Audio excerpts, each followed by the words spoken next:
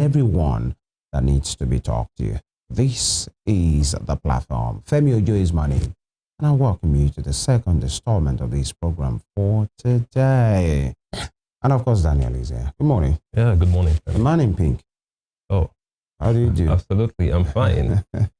Right. I think you love pink a lot more than I do. Absolutely.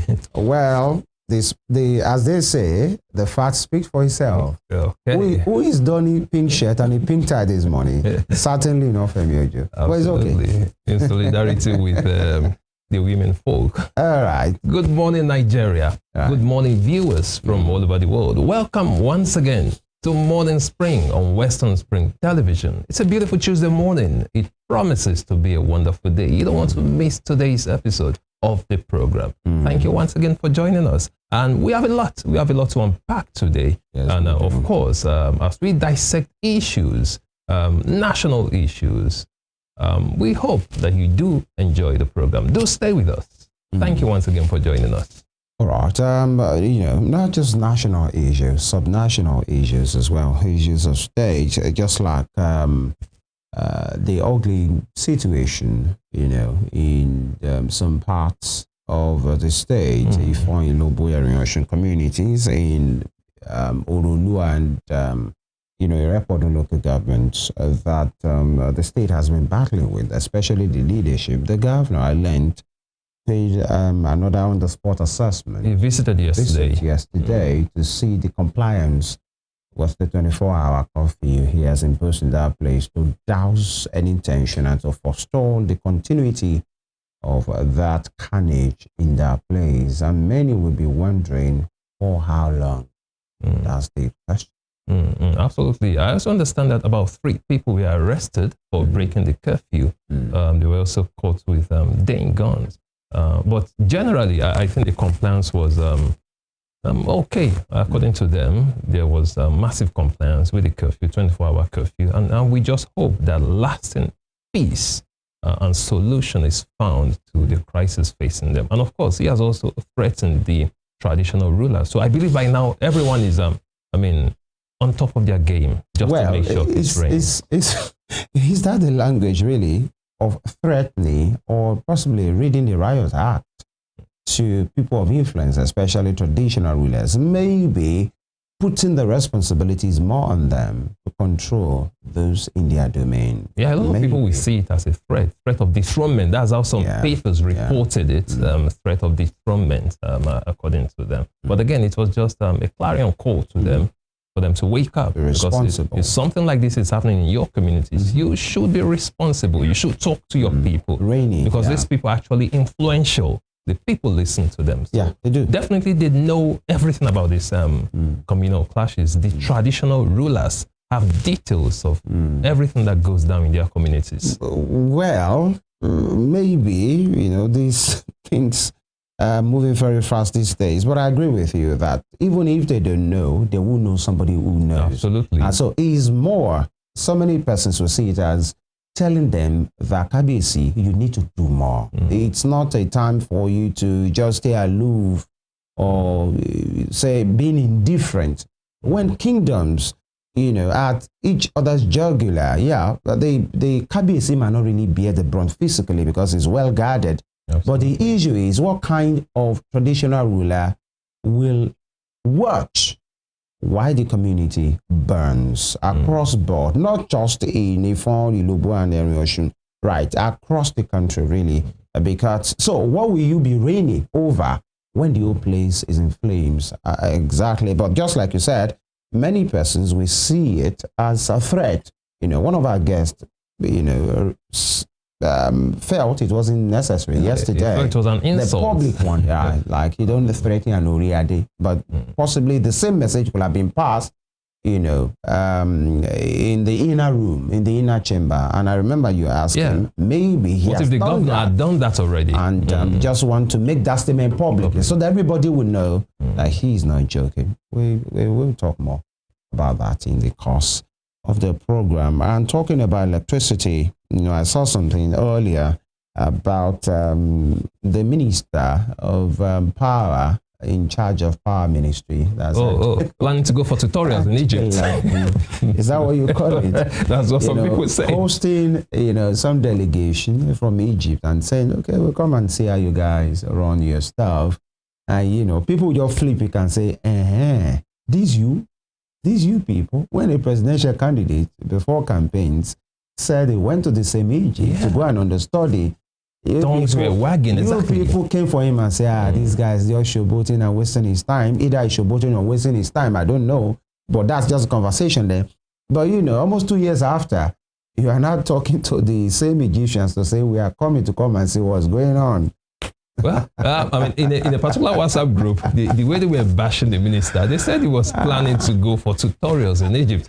Anyways, whatever you have to do, dear minister, for us to have steady power supply in Nigeria, please go ahead and do it. Because if you look at the power generation in Egypt, Egypt is an African country. Yeah, there are some African countries that have 24 hours power supply, 100% power supply, even in rural areas. They don't have the numbers like we do. Exactly. Now we are oscillating. The highest I think we've gone this year is 5,008 megawatts, less than 6K. Of course, we've not even reached 6,000 megawatts. And you see some of this country doing 47,000, 50,000, more than 55,000 megawatts, and their population is less than 100 million. Even South Africa, these are some of the things. But whatever tutorial you said the minister needs to go for, and his people. Now, the thing is, when we have this, before we go on this break, we have this power, hopefully, rather, because it's not something you go to a shop to go and get. It's a constant investment over years that brings it. How about the affordability? That's key. Power is costly all over the world.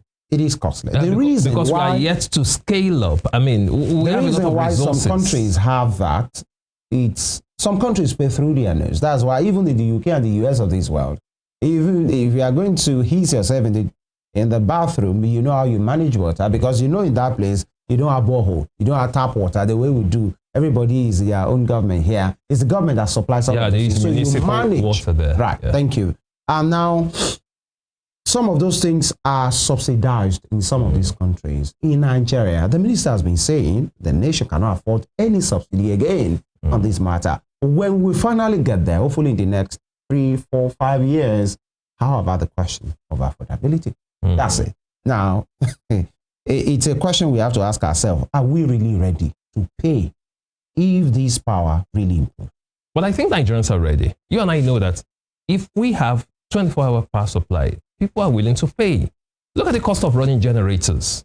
It's quite expensive, way more expensive. How many homes runs generator? I'm not talking about for organizations, exactly. For organizations and even some homes, people would rather pay for constant power supply. If it is constant, people don't mind paying. Absolutely. I dare your back. The way that they talk. All right, we'll go on this quick break. When we return, the program will continue. We are here. And of course, we know you are there and you are ready. This is Morning Spring or Western Spring Television, saying it or say it.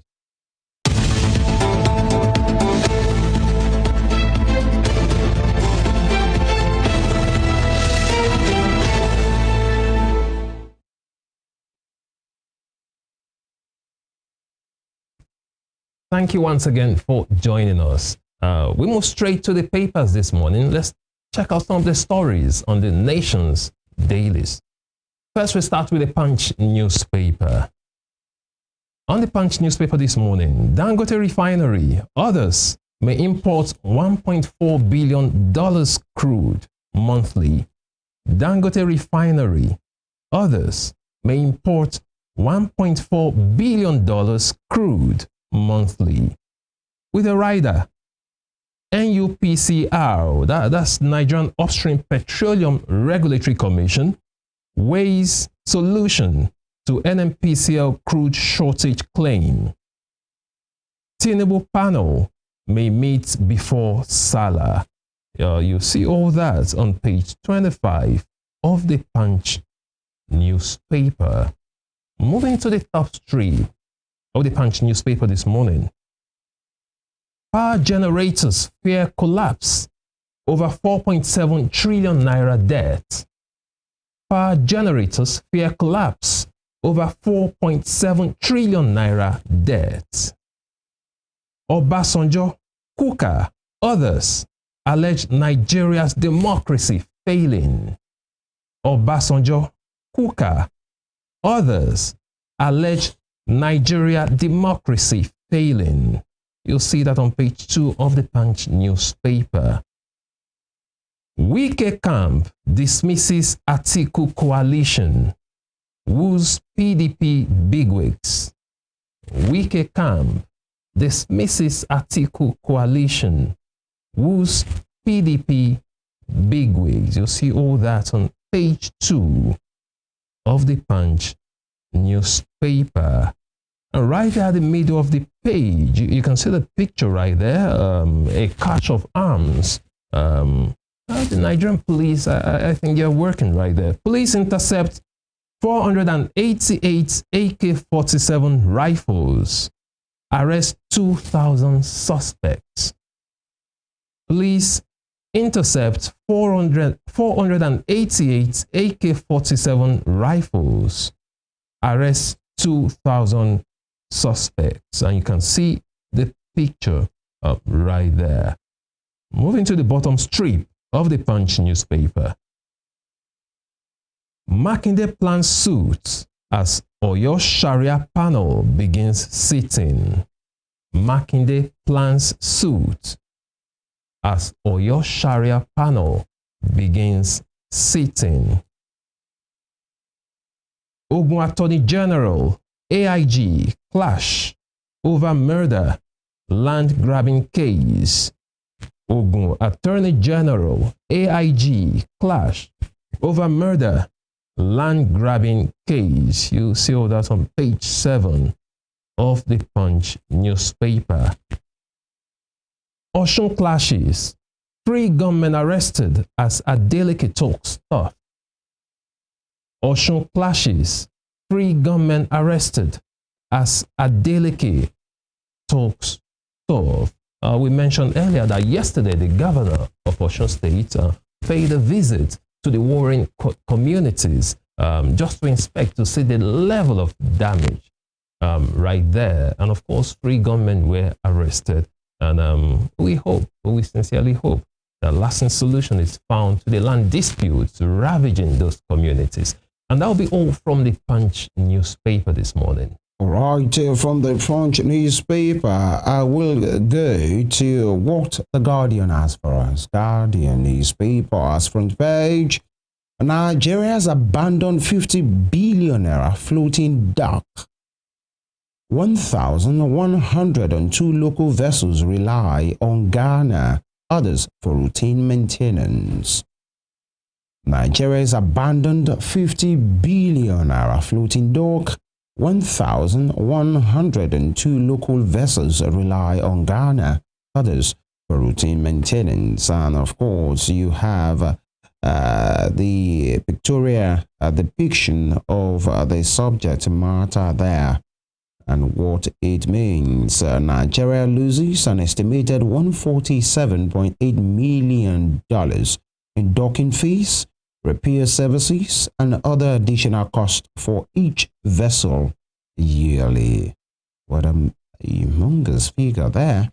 And according to data from NIMASA, Nigeria currently has a fleet of 4,610 flagged vessels with a total tonnage of 6,131,814.55 gross registered tonnage, GRT, and 1,102 cabotage vessels with a combined tonnage, of 2,037. I take that to be 2,037,184.63 GRT. That's some figures there that could have been fetching us some money. Floating dock, 50 billion naira put at that. And Nigerians, our local vessels now relying on Ghana, others for routine maintenance. That's our, revenue generating platform there being wasted. All right. And away from that, Nigerians spend 509 billion naira on electricity in 3 months amid poor performance. 509 billion naira on electricity in 3 months amid poor performance. And beside that, Rivers Group drags Tinubu to ECOWAS, insist on reversal of emergency rule. Rivers Group drags Tinubu to ECOWAS, insist on reversal of emergency rule. And, before that, many persons, including Professor Wole Soyinka, have said, let the actors here that have been affected, test the powers of Mr. President in court, go and seek interpretation. If you think, in which many persons feel it's quite excessive, an abuse of power, especially the suspension part of elected leaders in that state of emergency court, to say, if you feel something is wrong, approach the court. And it's quite ironic to see that those affected have not gone to the court yet. Sim Fubara hasn't gone to the court on the matter of his suspension, by the way. Ngozi Odu, the elected as of us, in fact, those ones, the 27 under Maule, have said, we we support the decision and we abide, and thank you for coming through. That was the language. But it's been the NGOs, the CSOs that have been approaching the court, the SERAP, all of these guys. How about the people that have been affected themselves? So is that a tacit approval, or to say, whatever the pendulum swings, we abide with it because you are the one that have been affected. SERAP isn't the one affected, so to speak, Absolutely. But they have a duty to say we must hold government accountable. That's one of the talking points in which have been on the minds of many persons. The people affected have been eaten to quiet. Well, I think some of them are just weighing their options. We all know how Nigerian court systems work. We know how long it takes. We know the process of litigation. It's not so easy here. Right. So when you go to court, you have a suspension for 6 months. Well, it's the same court that Trust me, sometimes within that 6 months, you've not even gone anywhere. I understand, but it's the same court that SERAP has gone to. Absolutely. So what's the difference? They are fighting more than they are grieved. That's the thing, because they will be asked, what's the low cost? Why are you appearing crying? Yeah. More than so the affected person should actually be championing that cause. If actually they feel is wrong. Absolutely. That's it. But then there are groups that feel they owe this country, that protection of the democracy. They call it nascent. It is no more nascent. No, 24 years. It's 25 years rather by October. Or 26 years rather. At least this cycle of democracy from 1999 till now. By May, that will be 26 years of unbroken democracy. It's nothing nascent again. Maybe they are waiting for us to get to 100 years before they believe that we are grown. But I think we are grown already. So we should grow up. And properly. Like, absolutely. Possibly we are growing old and not growing up. That's that. Rivers Group drags Tinubu to ECOWAS, insist on reversal of emergency rule. When we say you are dragging Tinubu to ECOWAS, Tinubu is the chairman of the ECOWAS Commission. All right. Now, democracy not working in Nigeria. Say Obasanjo, Obi, Tambuwal, Kuka. See the picture of the gentleman there for anybody that knows Bishop Hassan. Kuka is the one that we say his mind, irrespective of whose ox is God. Now, democracy not working in Nigeria. Questions are here to be asked. One, we said that democracy that Obasanjo, ruled with for 8 years, the same democracy that would be ruled with 8 years, and he sought to be president just 2 years ago. And Tambuwal was governor 8 years. He was speaker at the House of Reps for 4 years or thereabout for his term. Apart from Bishop Kuka, who has never really been in an elected position as far as governance is concerned, how come is now that this democracy is not working? Well, maybe it's worked for them and it's no longer working. That's the question. That's almost Nigerians say. When it favors you, it works for you. But if it doesn't favor you, it doesn't work for you. But at all costs, truth must be told. We must say the truth, okay, without any sentiments. Fine, these people are not saints. But if you look at their opinions, sometimes there are some truths in it, just that they had the opportunity to have done better. Most people will say, a lot of people will say that former President Obasanjo was so influential. He had so much powers. And some people would say he could have done much better. Right. So that's just, I'll leave it at that. So I wouldn't say much on that. And of course, you know what they say about headlines. If you want the detail, read beyond the headlines. Possibly the reasons are given there. And below that, 2027, North has ditched your 2023 alliance.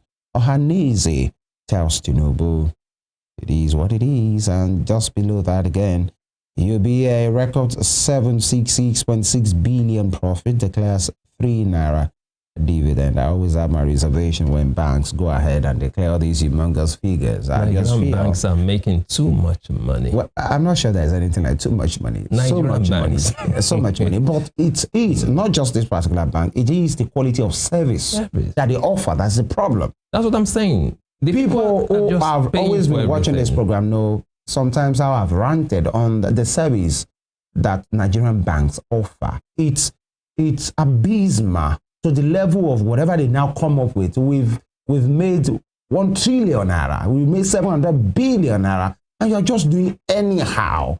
You know, I've been to a particular bank twice just to get an ATM card. I have to leave. And then that day I saw people sitting. Something that could be delivered to you. Why? You know what they say? No network.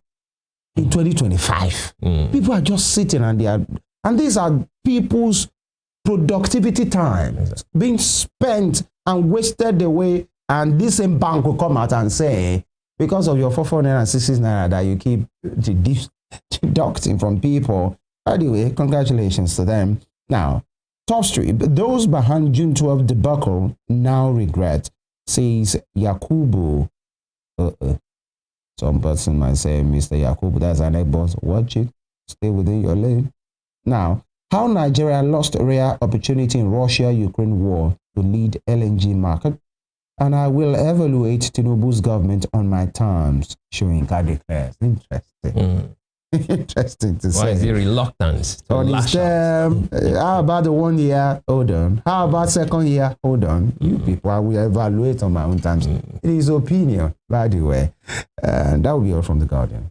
From The Guardian newspaper, we move straight to the Nigerian Tribune.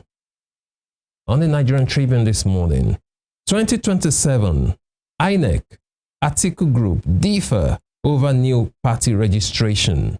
2027, INEC, Atiku Group differ over new party registration. With a rider right there, you are frustrating registration of new political parties. Coalition of political leaders. Follow due process, that's according to INEC. On the top strip of the Nigerian Tribune, Natasha's recall. Constituents submit petition to INEC. Natasha's recall. Constituents submit petition to INEC. I won't apologize, she says. I won't apologize, she says. That's according to Senator Natasha. Now, constituents have submitted a letter to begin the process of recall to INEC. And about 250,000 people have signed that petition already. So, Femi, this is quite serious. It is quite, they are not joking. These people are not joking. You know, I told you that these people are not joking. They are not joking, but then there is a place for the law, because I don't know how it works, but simple questions that need to be asked is this: what is the total number of votes obtainable in that place, in that particular voting senatorial district now? Because we are learning that they got far less than that in the votes. Imagine. Now, you want to do a recall, you are getting almost double. Who are they? Where did they come from? That's the thing. You know, like, let's say the total obtainable vote is 150,000, for example, and then you are doing a recall. You have said you have collected the signature of over 250,000. Who are they? You mean there might be some external influence playing out here? I'm not meaning anything. Absolutely. So let's move on to other stories on the Nigerian Tribune. Still on the top strip, federal government orders probe into Kogi jailbreak. Federal government orders probe into Kogi jailbreak. 5 fleeing inmates recaptured. That's according to Nigeria Correctional Service. quite an unfortunate one right there. There was a jailbreak in Kogi where about 12 inmates overpowered the correctional service officers, and they unfortunately killed one of them. One of them was strangulated. The other two were tied. Then they escaped. Now, we understand that 5 of the fleeing inmates have been rearrested. Exactly. So we do hope that normalcy is restored to that prison. Quite an unfortunate one there, right there. Moving on to other stories on the Nigerian Tribune. Obasanjo, Anyanwu, Kuka disagree on models of democracy. Obasanjo, Anyanwu, Kuka disagree on models of democracy. Still on the Nigerian Tribune, UBA grows profit to 804 billion naira, declares 3 kobo final dividend. Alleged 33 billion naira, alleged 33.2 billion naira arms sleaze. EFCC to arraign ex-NSA Dasuki, former NNPC director, afresh today. You can read up that story on page 4 of the Nigerian Tribune. Still on the Nigerian Tribune, 5 Uniosun students, 5 others die in auto crash in Ikire. That's quite an unfortunate one. That's a terrible one there. 5 Uniosun students, 5 others die in auto crash in Ikire. We do this is quite an unfortunate one, and we do hope their families, God grant them fortitude to bear the irreparable loss right there. Police detain 3 officers for alleged extortion from content creator in Lagos. Police detain 3 officers for alleged extortion from content creator in Lagos. Still on the Nigerian Tribune, Ifon Ilobu, Adeleke visits conflict zones, orders distribution of food, relief materials. Adeleke visits conflict zones, orders distribution of food, relief materials. With the rider, wants perpetrators of violence prosecuted without delay. And you can see the picture of the governor of Osun State right there when he paid a visit to the troubled communities. And we sincerely hope that peace and normalcy return to those communities. And that'll be all from the Nigerian Tribune this morning. Right, we'll take it out from the Nigerian Tribune and moved to, for today, the Daily Trust. What democracy is failing? Obasanjo, others. Our democracy is failing. Obasanjo, others. Below that, you have the story, Kogi jailbreak, how inmates killed warder tied up to others. Kogi jailbreak, how inmates killed warder tied up to others. With a rider, 5 inmates recaptured as federal government orders probe. 5 inmates recaptured as federal government orders probe. And you can see in that picture at the center, the Controller General of the Nigeria Correctional Service, Mr. Sylvester, there addressing, during an assessment rather, of the situation. That's a loss there on the part of the family of the warder that has been killed, and of course the correctional center. And it's you know, you could call it an occupational hazard, but the one that has gone fatal in this particular case. It's good that 5 of the inmates have been recaptured, but then the life can never be retrieved. Absolutely. There's a lot.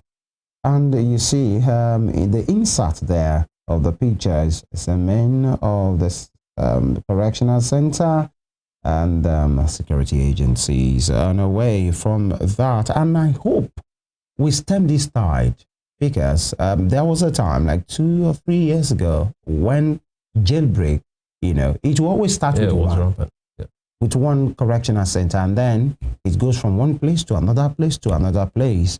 and we should just, it's a signal and a pointer to the fact that other correctional centers should take, heed about their modus operandi and make sure they block any unnecessary thing that might cause these unwanted and ugly event. Now, here, demand for forex crises as Naira depreciation continues. Demand for forex rises as Naira depreciation continues. And FCT teachers begin fourth strike in 4 months. Okay, you would think they are, okay. When you talk about strike, the only strike we should be hearing is that from people like Ahmed Musa and Victor Osimhen by striking to get goals. Real strikers. Yeah, real strikers who striking.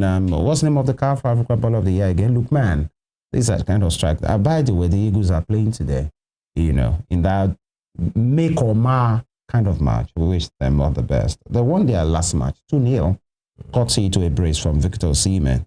Eagles soar high. Congratulations. Today. And FCT teachers begin fourth strike in 4 months. One will say, Minister Wike, what's in their call? What's happening here? Is it based on local councils? Are they teachers from secondary schools or primary schools? Or, We know Wike is busy, He's busy with River State, so let's not bother him too much. Well, he has a duty to oversee the administration of the FCT. So I think that's the PPA, as they say, in NYC. That's his PPA, to see to the well-being of how things are done in Abuja. Now, EFCC nabs over 100 suspects in Abuja Ponzi scheme academy raid. Interesting. EFCC nabs over 100 suspects in Abuja Ponzi scheme academy. Is that a Ponzi academy? People just want to double money by all means. That's it. And some of them might be deceived to think it's just about online marketing and all of those things. Okay, you know what Ponzi is? It's more like a network thing too. Like, okay, get someone, get 2 persons, and then you have commission to something, and then it goes to money doubling. Ponzi is just money doubling. Yeah, that's just actually. But by the time they say you bring 5,000, after 2 weeks you get 10,000, and they'll actually give it to you. Then they know you increase your stake. Others, exactly. Yeah. So by the time the money is huge, before you know what's happening, it's all gone. That's all from the front page of the Daily Trust. Very quickly from the Daily Trust, we move straight to the Nation newspaper. From the Nation newspaper this morning, government raises 2,400 special forces to battle bandits, terrorists. Government raises 2,400 special forces to battle bandits, terrorists. With a rider, training of first batch of 800 begins. CDS serves quit notice to criminals. Chief of Defense Staff serves quit notice to criminals. Still on the Nation newspaper, on the top strip, UBS total assets rise to 30 trillion naira. Profit hits 840 billion naira. We saw that in most of the front pages of the papers this morning. Adeleke is shocked by level of destruction in Ilobu, Ifon. Adeleke is shocked by level of destruction in Ilobu, Ifon, and that's in Osun State. Eagles will defeat Zimbabwe. Ekong boasts. Eagles will defeat Zimbabwe. Ekong boasts. Nigeria to consolidate. Of course, Ekong can boast. We're talking about the Zimbabwe here. If the Eagles do not defeat Zimbabwe, I wonder who the Eagles will defeat. Zimbabwe? So let me make that promise here on this table. If Eagles don't defeat, wallow, flog, absolutely, Zimbabwe, let me bath naked. Why are we the giants of Africa? I will bath naked in my bathroom. Absolutely. But we wish them all the best, actually. Absolutely. Still on the Nation newspaper, First Lady pledges 1 billion naira to combat tuberculosis. First Lady pledges 1 billion naira to battle tuberculosis. Youth Academy to provide skills, boost employment. Youth Academy to provide skills, boost employment. And on the bottom strip of the Nation newspaper, before we move to the bottom strip, right here, we can see this news again popping up. 250,000 sign up to recall Natasha.